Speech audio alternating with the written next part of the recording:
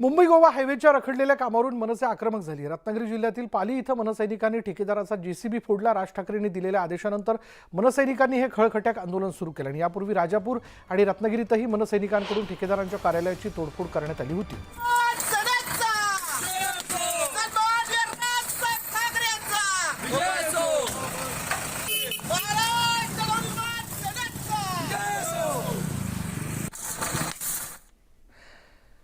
निलिमा चव्हाण मृत्यू प्रकरणी दापोलीतील state bank of इंडियाचा प्रोजेक्ट मॅनेजर संग्राम गायकवाड याला अटक करण्यात आली। गायकवाड हा निलिमावर कामासाठी दबाव टाकत असल्याचा आरोप तिच्या कुटुंबियांनी केला होता आणि या तक्रारीनंतर पोलिसांनी गायकवाडवर निलिमा चव्हाण हिला आत्महत्येकरता प्रवृत्त केल्याप्रकरणी गुन्हा दाखल केला होता। निलिमाला आधी कामाचं टार्गेट देणं, मानसिक आणि शारीरिक छळ करण्याचा आरोप गायकवाडवर लावण्यात आला। 1 ऑगस्टला निलिमा चव्हाणचा मृतदेह जो आहे तो दाभोळ खाडीत सापडला होता आणि तपासामध्ये घातपात नसल्याची शक्यता पोलिसांनी वर्तवली आहे। यानंतर थेट जाऊयात, आदित्य ठाकरे बोलतात तिथे। पत्रक निघाले आणि त्या विद्यापीठाच्या पत्रकामध्ये शेवटची ओळ अशी आहे की जे सेनेटची निवडणूक आहे दिनांक 17 ऑगस्ट 2023 रोजी बैठकीत घेतलेल्या निर्णयानुसार पुढील आदेशापर्यंत स्थगित करण्यात येत आहे। आता मुख्य गोष्ट ही आहे की आपण हे पाहिलं असेल 2010 मध्ये युवासेना जेव्हा सेनेट लढली तेव्हा 10 पैकी 8 सीट्स आम्ही जिंकलो।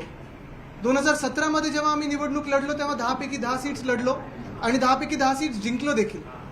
हा 100% रिझल्ट होता। आपल्याला माहिती आहे की आमच्या समोर सगळेच पक्ष लढत होते, ज्यांच्यासोबत युती होती, ज्यांच्यासोबत युती नव्हती, प्रत्येक जण लढत होता आणि तरी देखील आमचा विजय हा चांगल्याच मताधिक्याने झाला होता। तसंच अर्थात यावेळीची जी सेनेट होती मागच्या वर्षी अपेक्षित होती याच काळात, पण झाली नाही।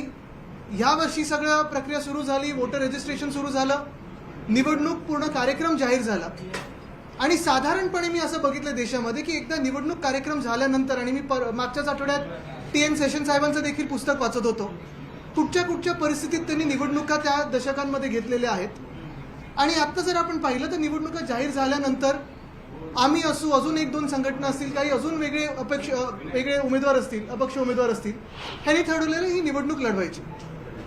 पण झालंय असं की काल हे स्थगिती आल्यानंतर सगळ्यांनाच हा प्रश्न पडलाय की नक्की काय असं घडलं की ही निवडणूक स्थगित झाली आहे। ह्याच्यात काही गडबड, कुठे गोंधळ झालाय का?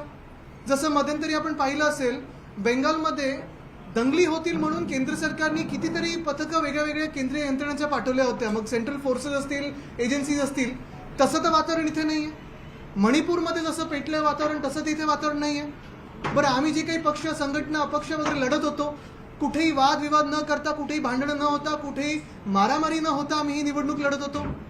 प्रत्येकाचे निवडणुकीचे जे मतदार असतात हे तुम्हाला माहिती असतं। साधारणपणे 1.25 लाख मतदारांनी ह्याच्यात स्वतःला नोंदवून घेतलं होतं। हे सगळे ग्रॅज्युएट मतदार होते। मग नेमकं झालं काय असं की काल रात्री ही बैठक घेतली आणि ही निवडणूक स्थगित झाली? काही मूलभूत प्रश्न त्याच्यात जे आपल्याला पण कदाचित पडले असतील।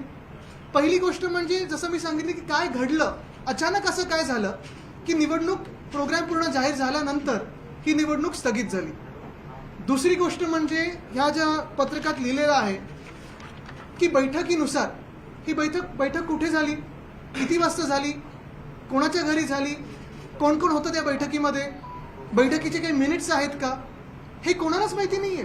ह्याच्यात काहीतरी एक शासन आदेश असा उल्लेख आहे त्याचा, शासनपत्र, पण ह्या पत्रामध्ये देखील, शासन पत्रामध्ये देखील हे कुठचं पत्र आहे कोणालाच माहिती नाही। काल रात्रीपासून जर आपण पाहिलं तर vice chancellor, pro vice chancellor असतील, सगळे जे अधिकारी असतील ते फोन बंद करून बसलेले आहेत। मग पुढे हा प्रश्न पडतो की जर ही निवडणूक आज स्थगित झाली असेल तर ही कधी होणार निवडणूक? जर कार्यक्रम एकदा निवडणुकीचा जाहीर झाल्यानंतर देशात कुठचीही निवडणूक रद्द होत नसेल तर मुंबई युनिव्हर्सिटीची निवडणूक हे घेऊ शकत नाहीत निवडणूक अधिकारी। बरं, 1.25 लाख जे वोटर्स आहेत त्यांनी 20-20 रुपये देऊन स्वतःच्या खिशातून जी नोंदणी केलेली आहे, पुन्हा आपण पाहिलं असेल 1.25 लाख झाल्यानंतर ह्या 3 महिन्यामध्ये प्रत्येक वोटरची छाननी केली गेली, व्हेरिफिकेशन केलं गेलं आणि त्या व्हेरिफिकेशन नंतर जे खोटे मतदार होते किंवा जे काही बोगस वाटत होते, काही कुठे डाऊट्स असतील, कुठे काही प्रॉब्लेम असतील, ते कमी करून साधारणपणे 95,000वरती वोटरची यादी आलेली आहे। म्हणजे ही सगळी प्रक्रिया पूर्ण झालेली आहे। 10 तारखेला निवडणूक होणार होती, आमच्या 10 उमेदवारांनी फॉर्म भरलेले आहेत, मला वाटतं इतर काही लोकांनी फॉर्म भरले असतील। मग हे सगळं झाल्यानंतर नक्की असं काय घडलं की ही भूमिका घ्यायला लागली? माझं तर मत स्पष्ट आहे. ह्याच्यात दोन गोष्टी असू शकतात. एक म्हणजे आपल्याला माहिती आहे जे आपल्या राज्याचे घटनाबाह्य मुख्यमंत्री आहेत ते एक नंबरचे डरपोक आहेत. डरपोक होते, घाबरत होते म्हणून त्यांनी भाजपमध्ये उडी मारली, नाही तर त्यांच्यावर केंद्रीय यंत्रणांनी त्यांना अटक केली असती. ईडीची कारवाई त्यांच्यावर झाली असती. सगळं जे काही त्यांचं पकडलं होतं ते झाकायला त्यांनी तिथे उडी मारली. मग कुठे सुरतला गेले, गुवाहाटीला गेले, गोव्यात गेले, जे काही झालं ते झालं. पण त्यांचा कुठे दबाव होता का? ते घाबरले का? कारण ते निवडणुकीला घाबरतात. बघा, पुन्हा लोकसभाचं देखील निवडणूक अजून होऊ शकत नाहीये. स्थानिक स्वराज्य संस्थांच्या निवडणुका अजून होऊ शकत नाहीयेत. आणि मग सगळं झाल्यानंतर आम्हाला वाटलं मुंबई विद्यापीठाच्या तरी होतील. त्यासमोरही पण ते जायला घाबरत असतील तर नक्की आपण समजायचं तरी काय? मग एवढं सगळं फोडाफोड करून म्हणजे दोन पक्ष फोडले, एक परिवार फोडला, महाशक्ती स्थापन केली, एक मुख्यमंत्री, दोन एकदम भारदस्त उपमुख्यमंत्री. किती आता काय त्यांचे आकडे कोणालाच माहिती नाहीत किती कोणासोबत आहेत. पण हे सगळं होऊन महाशक्ती त्यांच्या सोबत असून जर मुंबई विद्यापीठाची निवडणूक मिंदे आणि भाजप सरकारनं घेऊ शकत नसतील, डरपोक असतील, घाबरत असतील, तर मग काय उपयोग आहे? दुसरी बाजू ही पण असू शकते की ही सुरुवात आहे. नेमणुकांवरनं राज्य चालवायचं, नेमणुकांवरनं देश चालवायचा. कदाचित पुढच्या लोकसभेमध्ये देखील असंही होईल की लोकसभा निवडणुकीचा कार्यक्रम जाहीर होईल आणि मग स्थगित येईल की नाही आता आम्हीच चालवू सगळं, निवडणुकींची गरज नाही. कारण पाहताय आपण वेगळ्या वेगळ्या राज्यांमध्ये राज्यपाल हस्तक्षेप करतच आहेत, विरोधी पक्ष म्हणजे जे आम्ही देशभक्त पक्ष आहोत त्यांच्या राज्यांमध्ये. पण अजून एक पाहायला मिळते की जर स्थानिक स्वराज्य संस्थांमध्ये प्रशासक चालवत असतील, घोटाळे करत असतील, मुंबई विद्यापीठामध्ये आपण पाहिलं असेल आत्ताच्या घडीला 11 जे गव्हर्नर्स नॉमिनी असतात ते नोंदवून घेतलेले आहेत, ते रजिस्टर झालेले आहेत, त्यांना नॉमिनेट केलेलं आहे. मला वाटतं टीचर्स कॉन्स्टिट्युएन्सी असते, प्रिन्सिपल कॉन्स्टिट्युएन्सी असते, ह्याच्या निवडणुका झाल्यात. मग नक्की पदवीधरांची काय चूक आहे, सुशिक्षित मतदारांची काय चूक आहे की त्यांचा आवाज हा त्या सेनेटमध्ये जाऊ शकत नाही? बरं, सेनेट काय तुमचं सरकार पाडणार नाहीये, पाडणार ते आम्हीच आहोत. पण सेनेट ते सरकार तुमचं पाडणार नाहीये, त्यांना एवढं घाबरता कशाला तुम्ही? 10 सुशिक्षित ग्रॅज्युएट उमेदवार जे इतर ग्रॅज्युएट्स मतदान करून देतात तुम्हाला, ते तुम्ही निवडून देऊ शकत नाही, तुम्ही ती निवडणूक स्थगित करता. कदाचित मागच्या वर्षी जे वातावरण होतं आपण पाहिलं असेल, 6 निवडणुकींमधून असंच पदवीधरांचं वगैरे ज्या निवडणुका होत्या MLCसाठी 12 MLCs पाहिजेत ह्याच्या मागे लागलेले आहेत. पण पदवीधर जी होती, शिक्षक मतदारसंघाची होती, तिथे सगळीकडे भाजपचा आणि मेंदे गटाचा हा पराभव झालेला आहे. ह्याची भीती कदाचित त्यांच्या मनामध्ये बसली असेल. पण हे लोकशाही संपवण्याचं काम आपण पाहता आपल्या डोळे देखत होतं. ह्याच्यावर काही आपल्याला विचार असेल तर विचारू शकतो. असं म्हणतात की बोगस पदवीधरांची अरे अब्दुल्ला शादी बेगानी शादी में अब्दुल्ला दिवाना असे म्हण आहे. ज्यांना माहिती नाही त्याच्यात कशाला जायचं? मी मागच्या वेळी पण बोललोय की काही लोकांना थेरपीची गरज असते, प्रेमाची गरज असते. मी त्यांना ते प्रेम देत असतो, भाजपमधून त्यांना मिळत नाही. आदित्यजी कोर्टात जाणार आहात का निवडणुका घेण्याच्या असं नाही, महत्वाची गोष्ट ही आहे की कोर्टात जायच्या आधी कारणं तरी कळली पाहिजेत आम्हाला.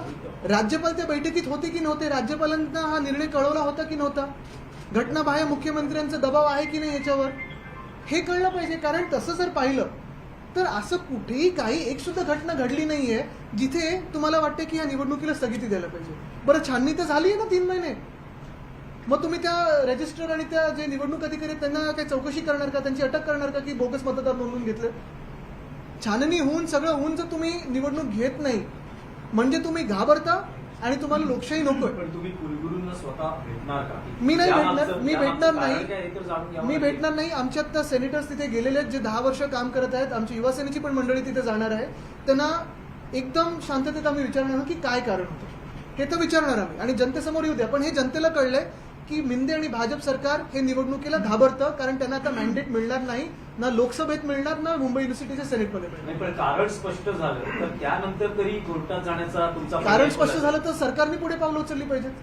मुंबई विद्यापीठाचे अधिकारी असतील, कुलगुरू असतील, फोन उचलत नाहीयेत, स्पष्टीकरण देत नाहीयेत. फक्त एक ती पोळ आहे की शासनाचं पत्रक मिळालं आणि मग हे केलं. सरकार आपल्या दारी निवडणूक घ्यायला घाबरी. पण काय दबाव आहे त्याच्यामुळे उत्तर देत नाहीये. आता हे आपल्याला माहिती कसं चाललंय यंत्रणा सगळी त्यांची. कदाचित त्यांच्यावर धाड पडली असती जर निवडणुका घेतल्या असत्या तर. बिना किसी जानकारी के अचानक से चुनाव रद्द कर दी गई, क्या वजह रही? क्या आप लोगों ने संपर्क करने की कोशिश की? आप लोगों की कितनी तैयारी थी? क्या लगा? तैयारी तो जीत की होती है. यही अनुमान लगाते कि ज्यादा से ज्यादा सीटें जीत के आए. लेकिन अगर आप देखें तो ये जो मुंबई यूनिवर्सिटी का जो चुनाव था सेनेट का था, ग्रेजुएट इसमें वोटिंग करने वाले थे और ग्रेजुएट सीट्स के लिए वोटिंग होती है. पूरा अगर आप देखें तो जो भी इलेक्शन की प्रोसेस होती है, प्रक्रिया होती है, वो पूरी की गई थी। 10 सितंबर को चुनाव थे। कल रात को 10 सवा 10 के आसपास अगर आप देखें तो ये एक सर्कुलर आया है जिसमें कहा गया कि ये चुनाव जो है स्थगित किया गया है। इसमें कोई कारण नहीं दिया, कोई अनुमान नहीं है कि कहीं हिंसा हुआ या कुछ गलत हुआ है। इतना ही कहें कि एक मीटिंग हुई, उसके हिसाब से ये बैठक एक मीटिंग हुई, उसके हिसाब से ये चुनाव स्थगित हुए।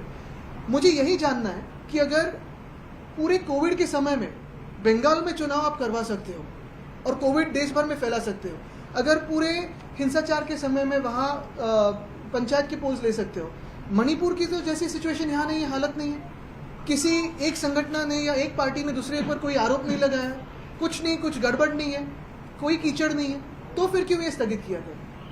शायद इसमें दंगे ना हुए हो इसलिए स्थगित किया गया होगा। क्या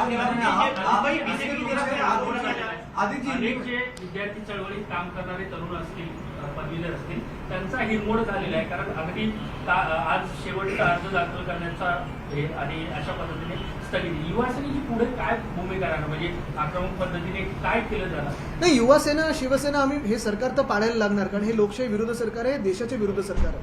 पण ह्या ज्या घटना आहेत त्याच्यातून तुम्ही यांची जी एक मानसिकता आहे ती ओळखून घ्या. जर तुम्ही त्यांना संधी दिली तर उद्या प्रेस पण बंद करतील आणि निवडणुका पण बंद करतील, देशभरात होईल. मुद्दा हाच येतो. मी ह्याच्यावर जाणार नाही की कोणाला प्लॅटफॉर्म मिळतो, स्टेज मिळतो. ज्याला लढायचं असतं, पुढे यायचं असतं राजकारणातून, ते कसे येतात, त्यांना ती आपली ताकद असते, एक इच्छाशक्ती असते. पण ही निवडणूक जे मतदार नोंदवून घेतात, स्वतःला मतदान करतात, त्यांच्या आवाजासाठी असतं. तिथे सेनेटमध्ये पदवीधरांचा आवाज जाण्यासाठी असतं. जर बाकीच्या निवडणुका तुम्ही होऊ दिलेल्या आहेत, मग ही का नाही? राज्यपाल से आपको आप डेलीगेशन दबाव है मिलेगा सीएम क्योंकि पर, जैसा कि आप कह रहे थे दबाव है, तो किसका दबाव हो सकता है? क्या उनके दबाव में ये चुनाव कैंसिल कराया गया है? मुझे तो लगता है कि सीएम तो बहुत डरते हैं, इसलिए तो वो भाग के गए थे जहां जहां गए, वो गुवाहाटी वगैरह जहां जाते हैं और अक्सर जाते रहते हैं. क्या करते हैं मुझे पता नहीं, शायद आपको पता होगा. लेकिन यही बात है कि चुनाव लेने से डरते हैं. पुणे के अगर आप देखें तो लोकसभा का जो एक उपचुनाव है वो लेना बाकी है. पिछले साल अगर आप देखें तो पदवीधरों का जो एक चुनाव था वो तो महाविकास आघाड़ी जीत चुकी है. और ये मुंबई यूनिवर्सिटी का जो चुनाव होता है, जब आपने भी मुझे पूछा पिछले हफ्ते में, आप पूछ रहे थे कि ये खिलाफ वो होगा क्या. आणि वेगवेगळ्या विषयांना घेऊन आदित्य ठाकरे या पत्रकार परिषदेत उत्तर देताना दिसत होते. यानंतर या बुलेटिनमध्ये इथेच थांबणार आहोत. जाता जाता एक नजर